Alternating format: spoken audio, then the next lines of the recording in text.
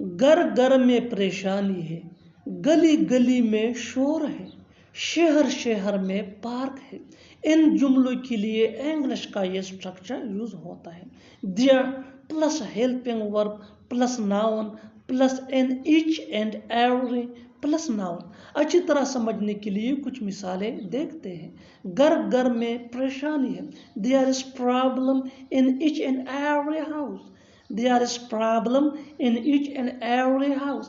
गली गली में शोर है, there is noise in each and every street. There is noise in each and every street. शहर शहर में पार्क है, there is park in each and every city. There is park in each and every city.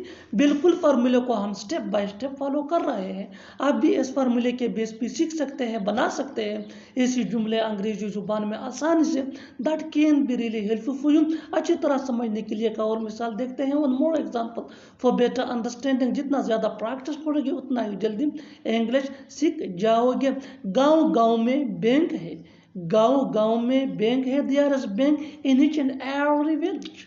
There is bank in each and every village. और आखिर में ये sentence आपके लिए कमेंट सेक्शन में इसका जवाब ज़रूर देना।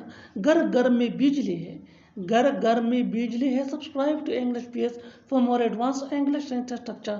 Thanks ma'am.